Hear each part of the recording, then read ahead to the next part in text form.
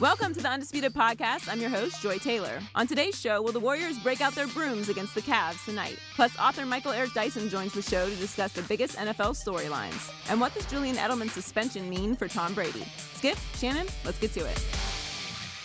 The Cavs are in the same spot they were in last year, down 3-0 to the Warriors in the finals. Golden State is a 5-point favorite in Game 4 tonight and are looking forward to their third title in 4 years. LeBron and the Cavs are trying to become the first team in NBA playoff history to come back from a 3-0 deficit to win a series.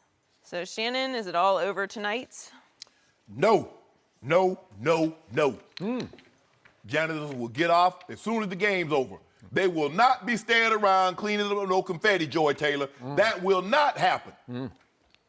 So no spill champagne so in the visitors' locker room? I recommend Warriors, you don't even go out and purchase any champagne because you're going to have to, we're going to mess around and be drinking it in your building in Game 7. So you better be careful.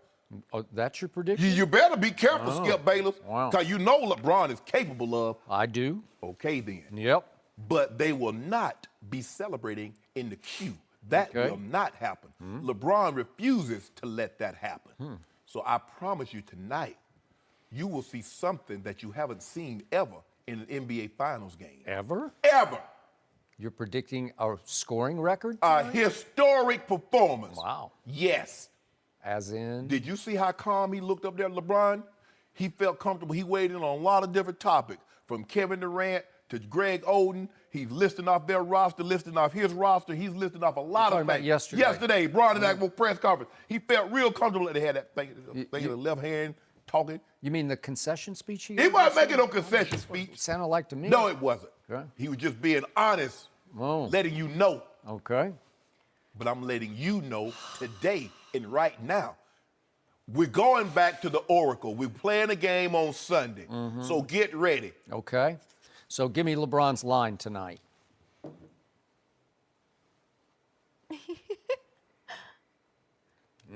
52, 11, and 13. 11 and 13? Yeah. Interesting. Okay. 52. I got to remember that number. 52. Okay. And the final score will be approximately what? I won't hold your feet totally to this I'm going to say 110 to 101. Okay. 110 to 101. So, because I'm in a really good mood today, I'm going to give you back a case of Diet Mountain Dew. You owe me 10, but I'm just going to hand one back. I'm just going to push it across the table to you. I will take Golden State straight up tonight. You going to give me 5? You just said 110 to, what'd you say, 110 to 101? Well, I want to make sure. You got them winning by 9, so why would, you don't need any points. Do I get the points? No. I don't want any points. I'll just take Golden State straight up. Okay.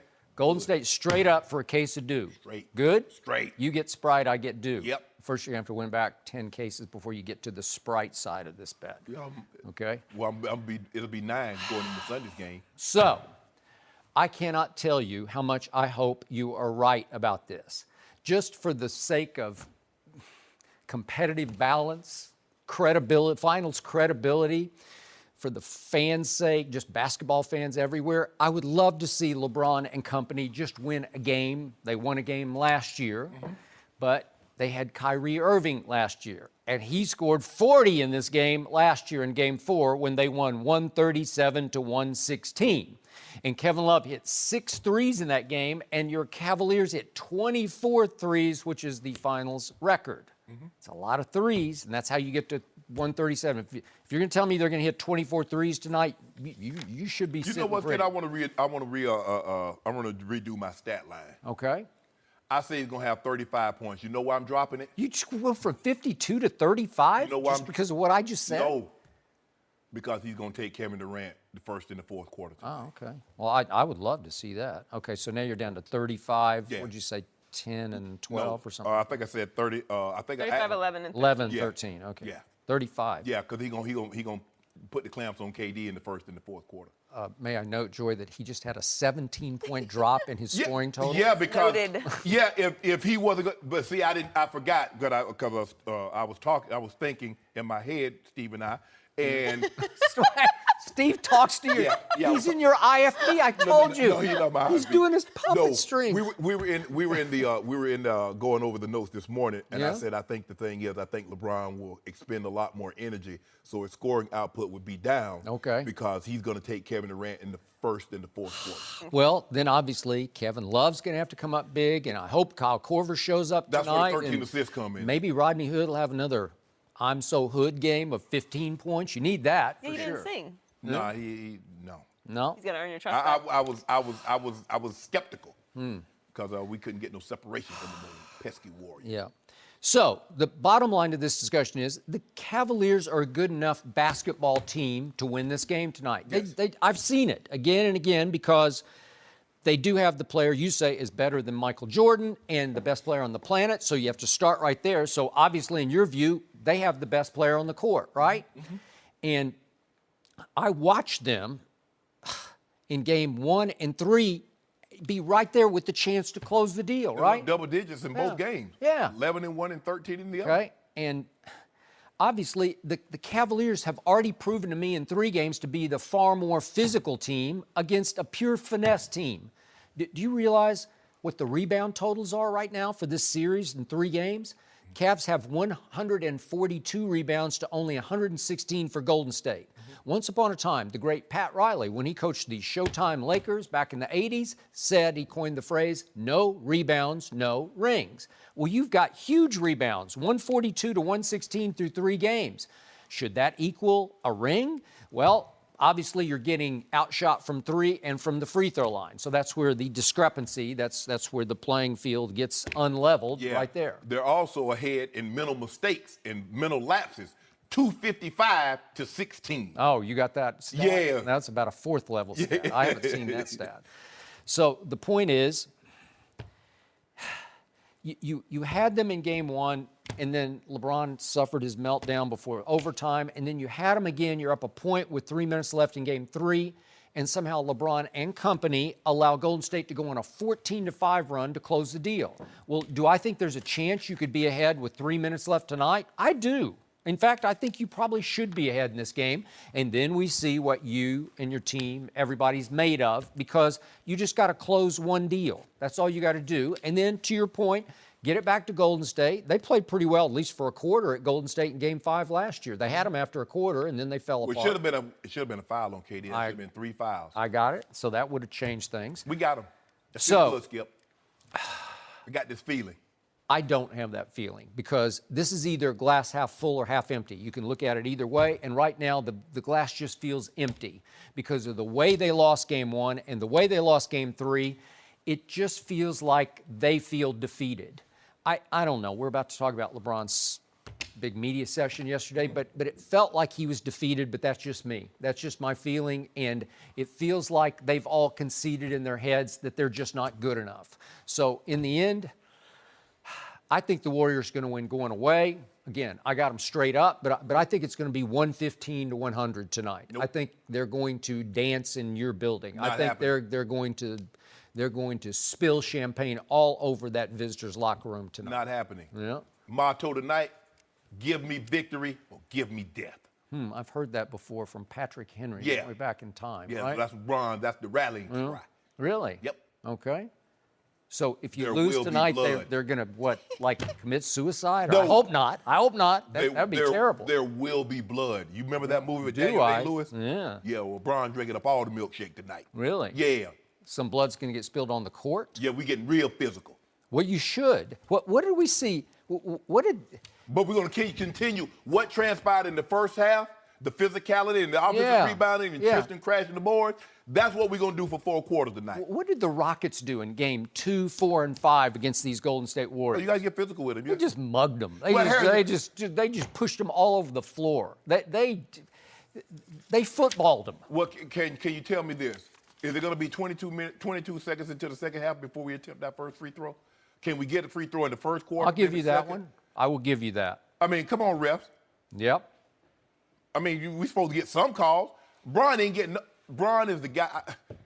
Man, Michael Jordan would have already attempted 100 free throws if he'd been driving to the basket like LeBron and getting hit up all upside his head. Mm-hmm. Bron said, "Give me some calls." Yep.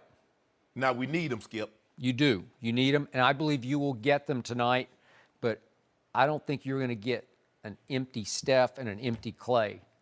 Or empty Draymond. I think they're all going to come. And you ain't going to get a 40% shooting LeBron James. Okay. You're going to get that 58, 60% LeBron James on about 28 to 32 attempts. You sure he's not going to be tired from covering Kevin Durant? We're going to do a little something in the first quarter. Yeah. And then the second, we're going to turn them over to JR and Jeff Green. Okay. For second and third. And I then like that when plan. that meat and potatoes come on, we got him in the fourth. Well, you should have had him in the Check fourth ball. of game 3. You know, hey, the court, I know. check ball. I got it. Maybe you don't even need a referee, right? Just play. Now, Kevin ain't got enough bricks in the part. Bron too physical. So we need, because, Bron is just back him. Okay.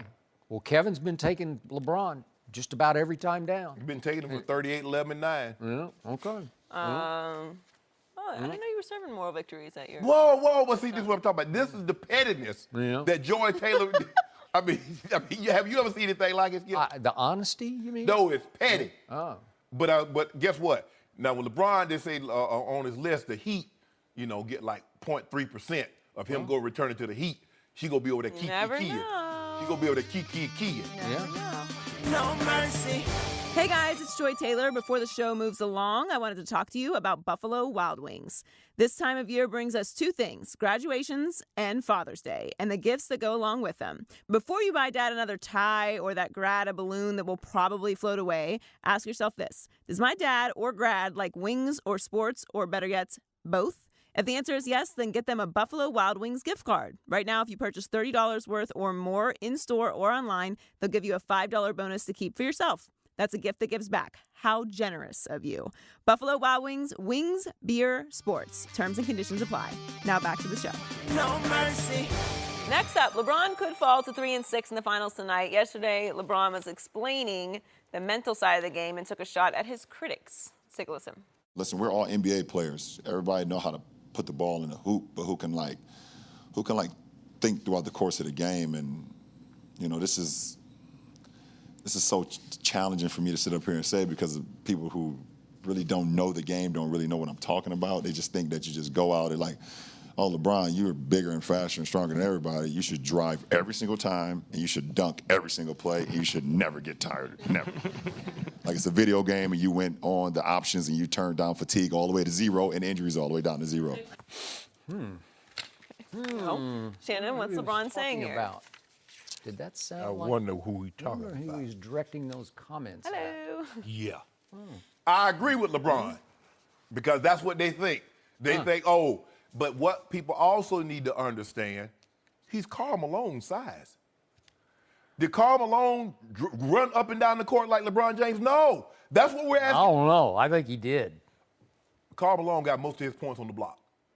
He got a whole bunch of them on the 2-on-1 fast break with John Stockton, freight training, man. So who's running the offense, Karl Malone or John Stockton? Well, obviously John Stockton. Okay, is. LeBron. Karl Malone played high minutes at high effort, man. He wasn't playing these kind of minutes at this age. I don't know. Whew. Skip. Karl Malone has never had the responsibility that LeBron James has had, and that's what he's saying. And that's what no one ever said, because once they saw Michael Jordan dunk from the free throw line, Michael, why don't you dunk all the time? Why don't you jump over everybody all the time? It's never good enough for LeBron. LeBron gives you a virtuoso. And the first thing they say, Jordan would have got 60. Nobody said when Tom Brady threw for 500 yards in the Super Bowl, Joe Montana would have threw for 555. Nobody said that. It's always him that no matter what he does, someone will find a critique or find a way to say, man, Jordan would have cooked him. Kobe Bryant would have had 72. Really? The man, do you know how much energy it takes to drive the ball to the hoop nonstop? There's no way. Playing the amount of minutes, Skip, he's on pace right now. He's 600 more minutes ahead of everybody else that's played in the NBA. Clay is the next closest. If he plays 10 more minutes than Clay, at any point in time, it will be the largest gap in NBA history. Let that sink in for a second. So why didn't he rest some during the regular season when he could have? When he was stat padding in those fourth quarters? They wouldn't have made the playoffs. They wouldn't have made the playoffs. They had him. They were way ahead. I can show you again and again and again.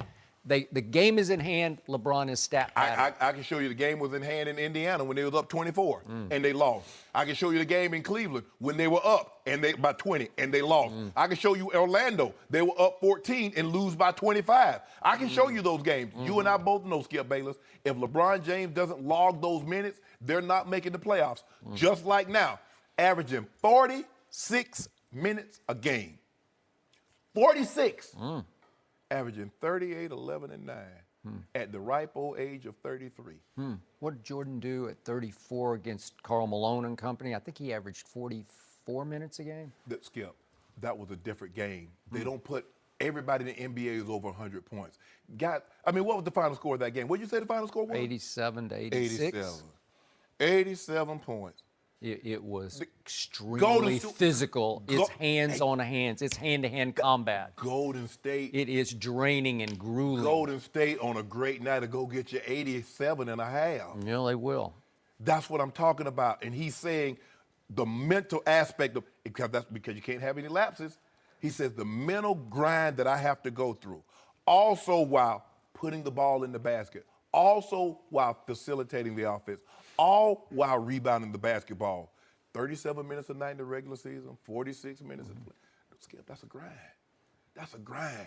And he says people that thinks it's easy, that I can just steamroll my way to the basket. That's not happening. That's why Kevin Durant, it's easier to shoot a 20-footer than it is to get the ball and drive to the basket time after time after time, quarter after quarter after quarter, game after game after game. And unless you like me and Bron, because we've been there, Joy, know what it's like to have to do things of that nature. You were with him shooting in the Back gym? in my day in high school, I was like that. But I wasn't that big. So, yesterday, once again, was reason why LeBron James is the most protected superstar in sports history, that he was allowed to get away with what he did yesterday. What'd he do? He sat there for, how long did it go? Maybe an hour? It seemed like it went on an hour. Well, he walk out, you get mad. He give you a conversation for an hour, you get mad. What you want from him? I didn't get mad. I didn't get mad about him walking out. I don't care if he walks out.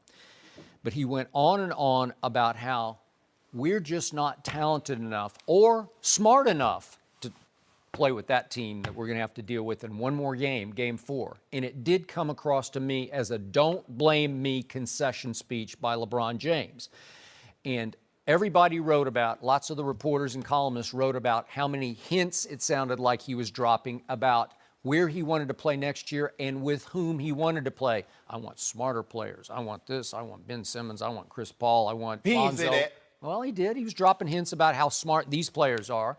So the point is that nobody's going to hold his feet to the fire for sounding like he's given up on Game 4. Because what's the greatest thing about sports? Upsets. Well, how do upsets occur? It's when the team that's not as good as the other team beats the team that's better because they just play better, right? So don't keep telling me, don't keep planting excuses for if you get swept. Well, we just weren't this, we weren't that. Just go play. Are they? Go play. Are they? Have we ever seen a bigger divide? Is he the best player on the planet? Yes, best player. Is he better than Michael Jordan? Yep. Okay, then you can't tell me that they're that much worse. Yeah. I give you that Golden State should be favored in this, but I'm going to tell you one more time, Golden State can be had physically. The Rockets had them on the ropes. The Rockets, if they hadn't lost Chris Paul, I'm pretty sure we'd be having a different conversation right now. But that's what LeBron is saying. You can beat them for a quarter. You can beat them for a half. But can you maintain that mental edge throughout the entirety of the game? And like you said, yes, the Rockets beat them up physically. But could they? They couldn't do it, and they couldn't withstand the third quarter in Game 6 and Game 7. And that's what cost them. And Bron is saying, yes, this team is beatable, but you need guys that's fully engaged throughout the entirety of the game. And he's telling you once again, I don't have those guys, right? Between the lines, isn't that your takeaway from yesterday? No. I don't have those guys. Let me ask you a question. How would you feel if you're one of those guys after you hear all this? And after a while, I'd say, First of all, I'd have been kicking my own button to tail because I know I'm not fulfilling my obligations. That's what I wouldn't be doing.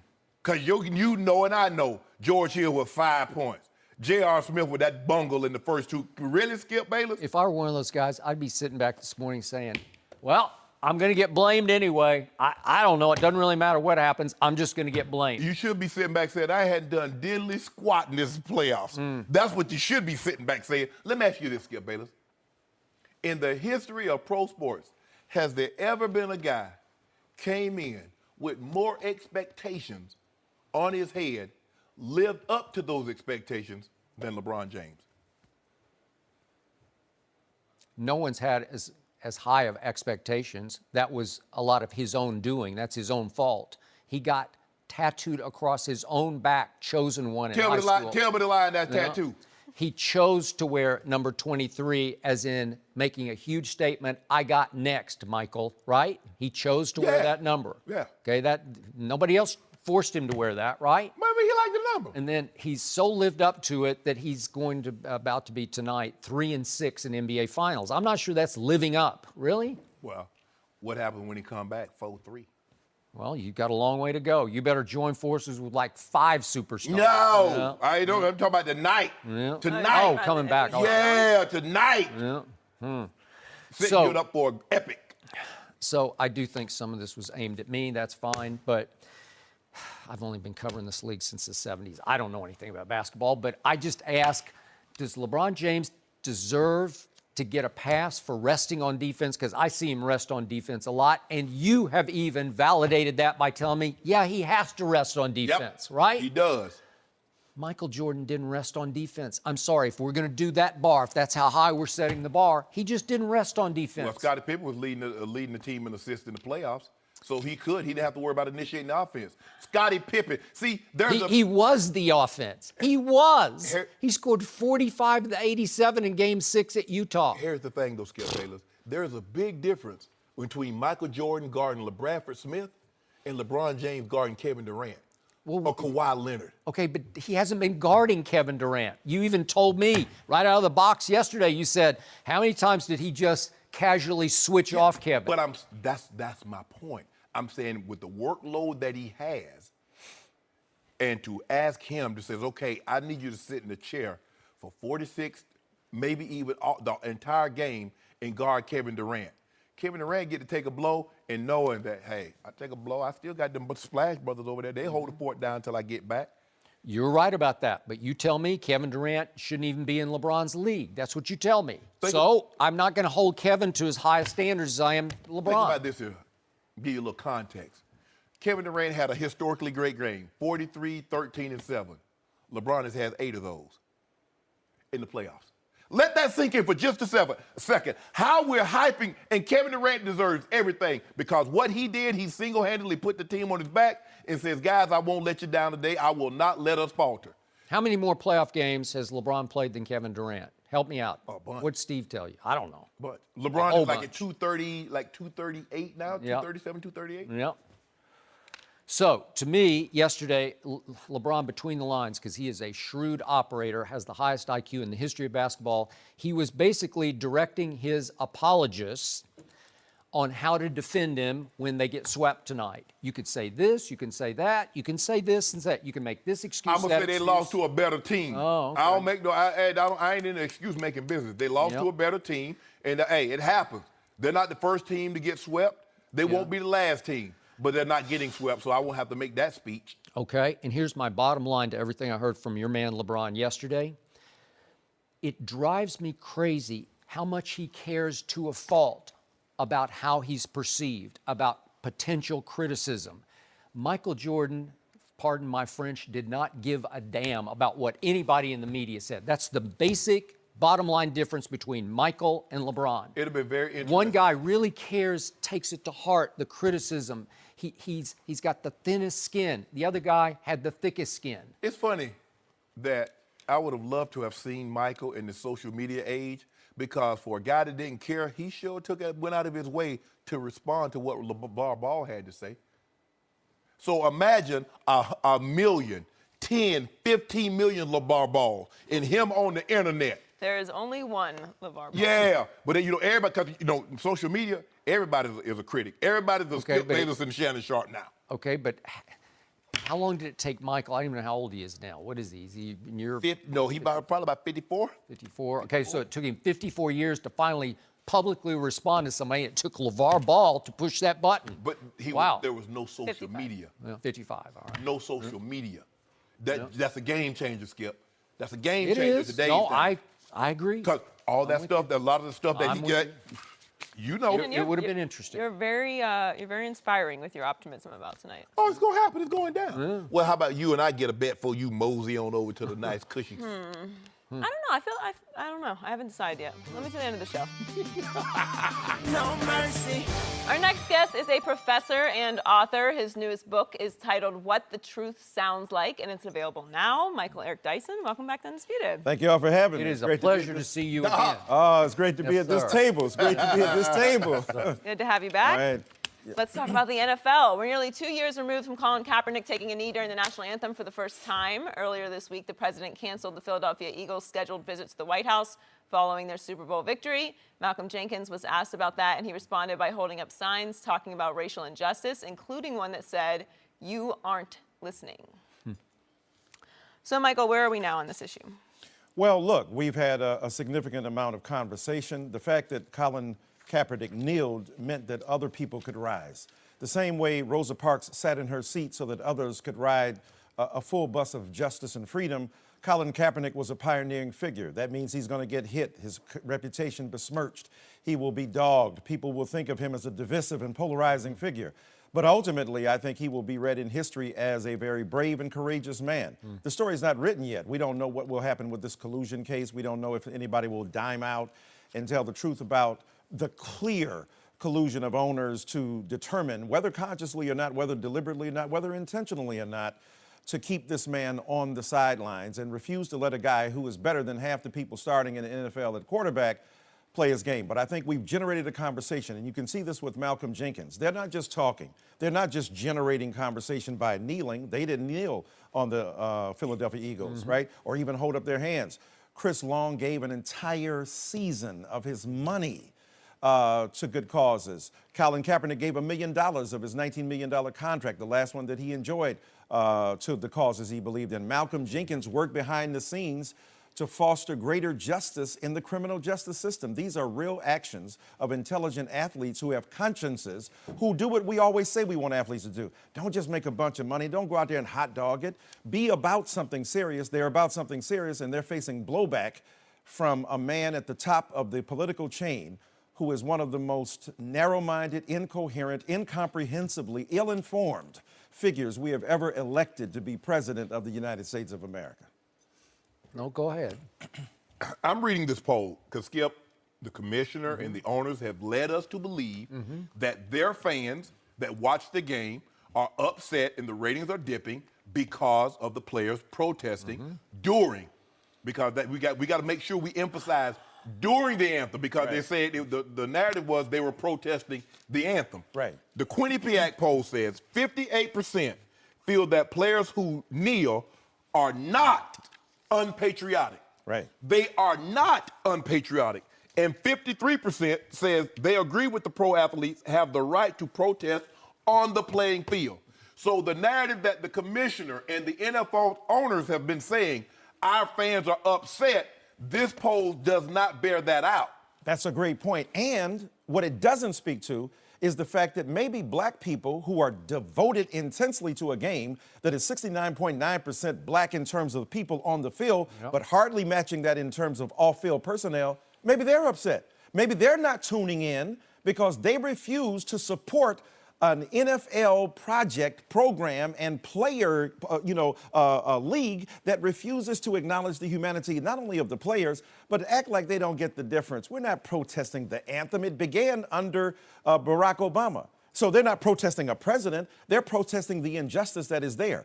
And when people say, well, let's give you a different way to protest. If the protest ain't making you feel uncomfortable, it ain't a successful protest. Right. It's got to get in your face, in your heart, in your mind to make you understand that this is something serious. Dr. King, could you give that speech away from the Washington Monument so that about 10,000 people can hear you, as opposed to in the shadow of Abraham Lincoln, 5 score years ago, A great American in whose symbolic shadow we stand today signed the Emancipation Proclamation. Those words are immortal because they tripped off of the golden throat and the silver tongue of a gifted orator, but a man deeply indebted to a tradition of social resistance, and you got to see that visibly and publicly for it to make a difference. So Shannon Sharp. Yes. I believe that 58% in that new poll. A year ago, I think it would have been 35%. I agree. I'm sensing a little bit of a positive, progressive shift toward understanding the narrative, Right. because it kept being driven home and fought for and driven until finally people said, oh, okay, now I get it. Right. They can look past the unpatriotic Right. protest. Right. And they're becoming pro-protest because they get, and then we've seen incident upon incident that has driven that home Yes. visually, right? Yes. That's right. And then just a quick thought, because we didn't get to talk about it, but I'm a fan of Malcolm Jenkins. I'm not a Philly fan, but Right. off the field, Right. what he's done for Yes. this, Right. I liked him holding up those signs. Yes. Television is a visual medium. That's right. And the you ain't listening, it just got me. It just hit me right in the face like, yeah. Right. Yeah, just a handwritten sign without speaking the words, and it hit me where I live. Right. In That's my- a great point. And you have to look, Martin Luther King Jr., when he was in Birmingham, had to find a way to dramatize what was going on. He said, we got a ghoulish guy out here, and I write about this in the book, named Bull Connor. He's doing horrible things. Why not put that on television? Why not provoke him, yes, deliberately, to wash black women and children and men against the wall with high-pressure hoses? Why not the bicuspids and incisors of police dogs nipping at the flesh, snarling against people who merely want to vote, who want to be able to go to a lunch counter and buy a hamburger? And so King said you have to dramatize injustice. That's what Malcolm Jenkins is doing. Like Miles Davis. I don't know if you ever saw Miles Davis live. At the end of his life, Miles Davis didn't say nothing, held up a sign. This is Shannon Sharp. This is Skip Bayless. This is Joy Taylor. So he's appealing to a tradition of signifying. When you can't hear my speech, read what I'm saying. That's good. Back up. Yeah. Think critically about what it is, and then people get the message. How often do we have to tell you? It's not against the anthem. We love the... Or the military. Or the military. And let me tell you something. Only in a fascist nation does the military become the litmus test for what authentic patriotism is. The military is there to defend the rights of people to enjoy the liberty to speak and protest. And many of the military who support Colin Kaepernick are not being heard from. Many of the people, even police people, African-American police in, I think, New York, who got together and said, we support him. So we're not hearing that side of the story. It's not a black and white issue in many ways. So this new policy, you come out, you must stand. If you don't stand, you'll be fined. You could be fined, or the team can be fined. Right. What do you think about the anthem policy? I think it's ridiculous. It's egregious. You can't, look, as Jesse Jackson once told me, Pharaoh can't dictate the terms of, freedom for people who are enslaved. Right. You can't go to freedom school on Pharaoh's scholarship. Right. And in this sense, metaphorically speaking, I'm not trying to demonize them, I'm saying that Roger Goodell cannot dictate the terms of conscience for grown men who feel that this is something outrageous and egregious. Oh, you can rape a woman, play. You can beat a woman, play. You can be offensive to other constituencies, play. But should you dare have the unabashed temerity, the gall to stand up and say, I identify with vulnerable people who ain't making a whole bunch of money. Because that's one of the things, too. You athletes are making all this money. You black athletes, uppity Negroes are in our faces. You're not grateful for the money we're giving you. And they're saying, without those people, we wouldn't be here. The same people who love Ali, the same people who love Jackie Robinson, the same people who love protesters from the past can't see that right now they're against the very future Jackie Robinsons. When Venus and Serena stand up, when the WNBA stands up, it's like people, I'm an ordained Baptist minister, as y'all know, it's like people say, oh yeah, I love Jesus. Jesus was here, I'd stand with him. But the people who embody what Jesus is doing today, you're against right now.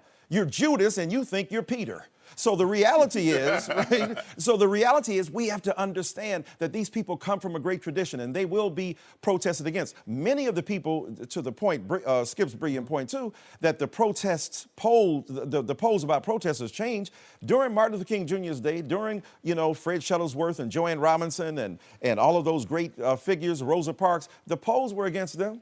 We don't want these Negroes out here. They would tell black people, wait a minute. They would say to the public, our Negroes are just fine. You are coming down here stirring up trouble. They get along with us. Everybody knows their place. And the polls would say, we're tired of Martin Luther King Jr. coming down here interrupting things. Now, he's got a statue on the most civic holy ground in America in Washington, D.C., and we celebrate him as an American hero. That's what we have to do. Ali was seen as a bête noire, as a pariah, as James Baldwin said, a bad N-word. That's what he was viewed as. He says, our champions are viewed as negative men by you because they have to fight for us. When Joe Louis got in that ring, he was fighting against Max Schmeling, but he was also fighting against Nazism. He was. But Max Schmeling went on after his fighting career to become a multimillionaire vice president at Coca-Cola, and Joe Louis dies penniless. You tell me who's a patriot when black men returned from World War II fighting for this nation, and they were in their uniforms, and some white people were so angry at them that they lynched them for having the gall to wear that uniform. Let me tell you what, a flag is a piece of cloth if it is not supported by the values, the visions, and the virtues of the greatest patriots. James Baldwin, as I talk about in this book, said, I love this country above any other nation in the world. Therefore, I reserve the right to criticize her perpetually. Man's That's on what fire. Get him down. Yeah. Get him down. Talk to him, We'll Doc. leave it there. I'm up here with 3 preachers, man. I got to hang out with y'all. I got to compete. Let's take it back to the NFL in a different way. Is it a bad look for T.O. to skip the Hall of Fame ceremony? We'll discuss that next. No mercy. Hey guys, Joy Taylor here. More Undisputed is on the way, but first, a quick word from our friends at Toyo Tires. UFC featherweight Brian Ortega loves the fight, loves the strategy, and you know what else he loves? Toyo Tires.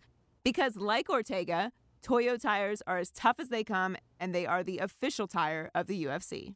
There's a lot to love about Toyo Tires. Aggressive design, proven on and off-road capabilities, tires for any weather, and the toughness to back it all up. There's a confidence that comes with tough tires, and the last thing you want is to be stranded with a flat. So no matter what you're driving, no matter where you're driving, you can count on Toyo Tires. Tough people love tough tires. If you're tough, these are the tires for you. So the next time you need tires, ask for Toyo, the official tire of the UFC. Learn more at toyoTires.com/UFC. That's TOYO tires.com/UFC. Now let's get back to the show. No mercy. Yesterday, Terrell Owens announced he will not attend the Hall of Fame induction ceremony in August. T.O. said he'll celebrate elsewhere, and he'll announce where that will be at a later date. The Hall of Fame responded by saying they were, quote, disappointed with T.O.'s decision. Michael Eric Dyson is still with us. Michael, how does this look for T.O.? Look, I'm a huge T.O. fan. I was even a fan of his when he was complicated and a problem for the media, because I hearken back to another Philadelphia guy, Dick Allen. Y'all won't remember? I know him well. Yeah. I mean, I covered him. Who was a phenomenal ball player, but difficult, because black athletes aren't allowed to be difficult, White guys were independent and willfully assertive. Black guys are your problem, your trouble, right? Yeah. So I understood T.O. with all the craziness. But, funerals are for the living. I'm not saying the Hall of Fame is a funeral, but it's an interment, so to speak. It's an installation. It's a memorializing of a legacy. And I think that for those who clapped for him, who applauded for him, who fought for him, maybe he's a little bitter because I should have got in the first time. Sure. And it's true. He's just that phenomenal. He should have got in, but you didn't. And now you don't want to look petty. You don't want to look smaller than the moment. Live up to the greatness and the grandiosity of the moment. And I think that it denies his fans the ability to praise him and say, we love you. We told them that you deserve to be there. So I feel torn on that. It's his right. I don't want to determine what another man does, but at the same time, as a public figure, and I think athletes at that level have a certain public responsibility, I think it would be good for his fans to be able to celebrate along with him. I totally agree. I said this earlier, that as long as you allow someone to have your feelings hostage, you'll forever be in bondage. Right. The Pro Football Hall of Fame, that's football heaven. Mm-hmm. Now, some men aren't fortunate enough, Skip. They get an opportunity, they go in there, they know nothing about it. Right. Their families wish they could have had this moment. That's true. To be here to enjoy it and to speak to what it means for them to be here today. T.O. has that opportunity. I do believe one day if T.O. do not change his mind, he will look back and regret the day that he didn't have this opportunity to speak. Because this is your opportunity to thank the people that gave you this opportunity. If you don't have to mention coach, you don't have to mention quarterback, you don't have to mention another player. But they're a family. Before you put that 49ers helmet on, or that Cowboy helmet, there are people that helped you get to this point. That's right. This is your opportunity to thank them publicly. You've done it privately, but let us see who these people are. Mold them, just like Blair Buswell, the guy that does the bus. T.O., this is your time to build a bus for your grandma. This is a time for you to build a bus to those other important figures that's helped you along the way. This is petty. He's been vindictive because he didn't get in when he thought he should. He says, now I'm going to do what's never been done before. There's no living person that's been elected to the Pro Football Hall of Fame that's failed to show. And for him to do this is unacceptable, and I'm beyond disappointed. Look at one other vindictive guy named Michael Jordan. Now, he got there. People said it was petty and bitter and nasty, but he showed up. He showed up.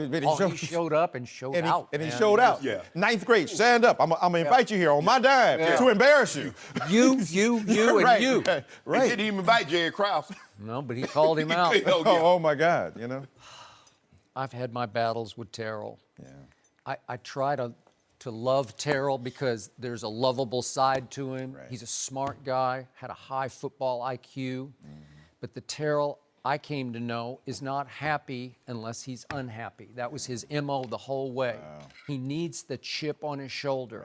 And when we both sat here, we had him sitting in your chair this past Tuesday, and we both encouraged him to embrace this moment. Put all the negativity behind you, all the conflict, all the controversy, and go up there and enjoy what you achieved on the field. You earned it on the football field. And no one will remember in posterity, it took 3 times, it took Chris Carter 6 times, it took this man 3 times. It's forgotten. You're in. You're enshrined in this hallowed house, this football heaven. I put it on a pedestal above the baseball or the basketball halls of fame because these man among men, right? You can be there with Shannon and Joe Montana and Jim Brown, and it's real, true validation of greatness. And instead, he didn't. I think he wanted to get happy with us, and then he got to the precipice edge, and he looked over into pure happiness, validation, and he said, I don't want that. I want to keep my martyr card because the T.O. I covered as a player, he was constantly driven by they're out to get me. My coach is out to get me, my coordinator's trying to undermine me, and my quarterback is trying to make me look bad. And he wants to hold on to that because that's driven him and fueled him his whole life. And it's sad because I think he would be happier being happy in the end. And look, with the recent deaths of Kate Spade and now Anthony Bourdain, and God, bless their memories and their families, we don't know the psychological profile of any individual. We don't know the caverns of agony that light from within, that burn them, that may spill over to enormous competition. But we also know that given the fact that we all grapple with stuff we can't name, we don't want to judge you. But in light of what you claim to be the basis of your particular career, and as you have discerned it and as Shannon has discerned it, what drives you, understand the moment. Understand that whatever frustrations you have and whatever complaints you have can be amplified by that stage. Going there and wearing that jacket and seeing visuals of that. We're talking about Malcolm Jenkins' visuals. Look at the visual of you in that jacket. That not only I made it, not only I'm on the top of the world, but my very existence here is justified by people who are beyond coaches and coordinators and quarterbacks who tried to naysay. I'm here at the top of the mountain because I deserve to be here. And there's no better message to send and no better way to send that message than by putting that jacket on among other men who have also scaled the heights. And there's a kind of knowledge there, let's be honest. There's a kind of intimacy that only those guys share. 25,000 men, Doc, only less than 400 have been in the Pro Football Hall of Fame. Think about this. Denzel Washington won the Academy Award Best Actor for Training Day. He did. Right. He was much better in Malcolm X. No doubt. He was much better in Hurricane. Right. What if? I don't know. I might start arguing with that. I don't know. I don't know. Training Day's pretty good. Well, he Well, was great. I You don't saw, know. but see, Training Day portrayed him in a I different got you. light. A whole Right. different. He But what played. if He was brilliant in all of them. He doesn't really do bad movies. But just say for the sake of argument, Skip, he's nominated for Training Day. Right. He doesn't show up because they snubbed him for That's Right. Malcolm X. They Right. snubbed him for Hurricane. Right, right. But I ain't Exactly. showing up, and he wins. But Well, look, and then here's the point. When he shows up at Training Day, which I love, by the way, I'm sorry, I'm going to put myself out there. Oh, I love it. Look, but your point is he should have won for Malcolm X, but Malcolm X was more complicated. Reuben Hurricane Carter's more complicated It is. because it shows black heroism and championship mentality against the odds, and now a pathological black figure gets embraced. That's a problematic thing. But his particular portrayal was genius, and it forced us when he won for Training Day. Hey, let's go back and look at Hurricane Carter. Let's go back and look at Malcolm X. So let's go back and look at T.O.'s career. When you go to do a great album, you go back and like, That's oh, I true. miss what you did before. Let me go back and research that. Oh, Dyson, your book is, let me go back and see what you wrote before. So, I mean, we could is do that what they did with Michael and Thriller? So you had to go back and listen to Off the Wall? Off the Wall, which was phenomenal and even better. Woo! And even better. But She's T.O. out of my life. T.O. is, Yeah. you were talking about, Kate Spade and Anthony Bourdain's Rest His Soul. Right. You're talking about we don't know what's going on inside. Right. Cesar Romero says some things can only be seen through the eyes that have cried. So we don't know. We know T.O. is a very complicated, his childhood, his upbringing is different than a lot of people. Right. And it's raging. And like I said, he's a guy. Right. If he ever feels you wronged him, Right. he's never letting it go. Yeah. Well, everybody has a past and everybody has a journey Yes. and everyone deals with it differently. But Right. this is not a moment you're going to get back. No. It's not an No. experience that next year you can say, well, I think I'm going to go now. This is your one moment. Right. And like you said, it's not really for you. It's for It's- everyone that helped Yes. you get there. It's for everyone Yes. that supported you and had your back when people were Right. saying you shouldn't be in the Hall of Fame. And isn't Yeah. this interesting that it happens under Trump? Look at the similarities: narcissism, self-involved, preoccupation with me, and if I remember. T.O. probably had these tendencies a little Oh bit. no! before What Trump, I'm saying but- is ironic that he gets elected to the Hall of Fame, and that this gesture happens in a political atmosphere where the very same narcissism and sense of complaint and culture of victimhood that the president portrays, we see being reflected on this gridiron as well. Just That's to all I lighten would it up a suggest. little bit, Leonardo DiCaprio had a very big gripe for a long time too. But Malcolm X, Well, look, Tom Cruise still ain't got no darn. Still ain't got no darn. You know Are you what? kidding me? You know, Tom Cruise? does- Tom Cruise, born on the Mission 4th of Impossible, July? like, Are you kidding me? I mean, Collateral with Jamie Foxx. How come Tom Cruise Yes. ain't got no Oscar? I'm gonna put paper on all you. Come on. We'll leave it there. Michael Eric Dyson's new book is called What Truth Sounds Like. Michael, thanks for 23-hour lock. No mercy.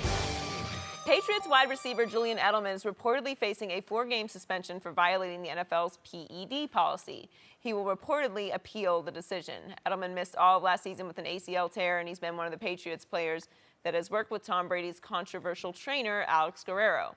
Guerrero issued a statement yesterday saying, quote, "I've known Julian since his rookie year, and he's a phenomenal athlete who takes his training seriously. It's disappointing to hear today's news. Elite athletes sometimes work with multiple coaches and health professionals as part of their training. Here at our facility, we take a natural, holistic, appropriate, and above all, legal approach to training and recovery for all of our clients, and anyone who would suggest otherwise is irresponsible and just plain wrong." Shannon, what does this say about Guerrero and TB12? Skip, it's not a good look because I might train with a trainer and there might be 5 other guys, 10, 20 other guys that train with same said trainer. Yep. If somebody comes up positive, everybody's looking at, well, that guy, Shannon trains with that same trainer. So everybody's looking, now they're going to start looking at Shannon sideways. Skip, here's the thing. Now, Guerrero easily could have put that statement out. He says elite athletes sometimes train with multiples. He could have said Julian Edelman trained with multiple. He said elite athletes sometimes. He didn't say Julian, because he could have really easily clarified that. He could have said Julian Edelman, I'm not the only trainer that Julian has. Yep. Now, he did throw him under the bus a little bit, and had he said that, he'd have been driving the bus also. Skip, it's just, now we don't know what he tested positive for. He is appealing the suspension, so we'll see how that plays out, Skip. Yep. But I think this is validation for Coach Belichick because we know how the Patriots are viewed around the league. And the last thing you want is something like this.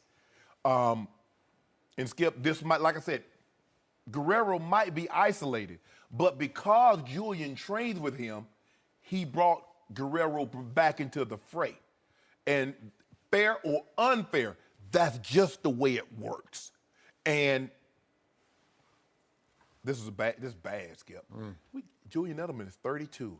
He's coming off an ACL injury. Now I think he had foot problems one year. He suffered a broken foot. Yep. But Julian Edelman, his whole game is start, stop, quickness. Without that, he's just an average. He's just an average guy. I think he was an average guy to start with, but go ahead, So without that, Skip, Yep. and when you're 32 ACL, this is what we know about the New England Patriots, Skip. They don't wait for anybody for anything, regardless. Injury, suspension, they will get you up out of there. Julian Edelman knows that. So I'm not saying he did it. I don't know what he did. All I know is that he tested positive and he's trying to file an appeal. But this is a bad look for him. This is a terrible look for him because this is all him. It's in his body. And as they say, you're responsible for what goes in your body.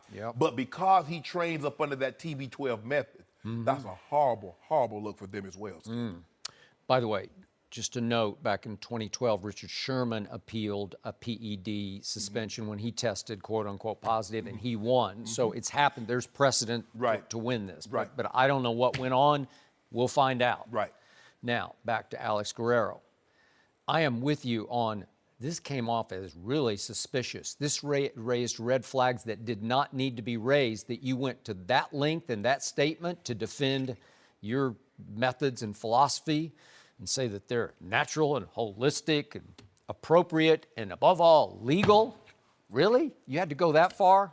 To paraphrase William Shakespeare, he doth protest too much, right? You're protesting until I'm like, wait a second, why are you protesting? Ain't nobody asked you. What? Who said, who accused you? Ain't nobody said nothing about Alex Guerrero. Nobody said, probably for the most, what if you're just a casual person? You don't even know who Alex Guerrero is. Now, obviously, if you follow the NFL, you follow the Patriots, you're well aware of who he is. But he brought himself into this, Skip. He did. He didn't have to offer that. He didn't have to offer that explanation. He did not. When was the last time someone tests positive and their trainer says, step forward and says, I've never heard it before. I've never heard it trained. That could be. Okay, now, to the bigger picture, just me, I didn't think that Julian Edelman was really a TB12 guy. I thought he hadn't bought into the method yet because remember Tom versus Time? Remember episode 3?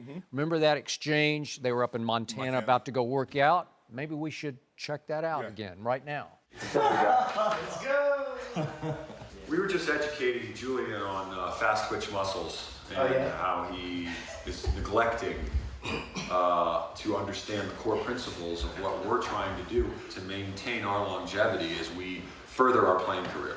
But if Julian just wants to play another couple years, that's Julian's decision, okay? The one exercise I did yesterday was a bench press, and I'm getting killed about this. Someone needs to protect you. I've been hearing this for 8 years. 8 years. We've been in an argument for 8 years. So he's saying for 8 years I've fought this, or at least since Tom discovered Guerrero, and all this pliability and flexibility that Amendola completely bought into. Julian's saying no to it. So he's not at heart a TB12 guy. He rejected the diet, the nutrition, and all of the stretching part. He said, I'm a weightlifter. I got to stay strong. Well, most football players would be right there with him, right? Shannon Sharp was right there with him. Right? You got to lift weights to stay strong. Correct. So they're ridiculing him for not being a TB12 guy, not buying into their new concept that obviously has added years to Tom Brady's NFL life, but Tom Brady's a quarterback, and he's a little receiver who's going to get knocked around and make some over-the-middle catches where he's going to get clocked, right, by Cam, whoever's linebacker. You go get Luke Kuechly, Bobby Wagner. But here's I don't know. I might go to TB12 method. I'm trying to get flexible, Joy. Pliability. I would be flexible. I wonder if Julian Edelman is flexible. Now, if he can do a split. You ain't doing end up splitting those pants anyway. Yeah. But I've been saying, Joy. Okay, but back to your point, I wouldn't be suspicious of him being a TB12 client, even though he did some of his rehab there. Right. I'd be suspicious of the classic prototype of the overachiever, the college quarterback who was too small to play in the NFL, who got drafted in the 7th round, the last round, and somehow made himself into a very good receiver, thanks in part to that quarterback who's throwing to him and trusts him. Right. But all of a sudden, to your point, he's 32 and he has an ACL rupture, career-threatening, and you can see what can happen. You can get desperate and say, I don't know if I can make it back. You know what, Skip? Guys are playing longer because guys, and with technology, they know more. They eat better. They train smarter. And they have people that can help them. But we would be naive to think that there are not some athletes that will push the envelope because the money is too good. Oh.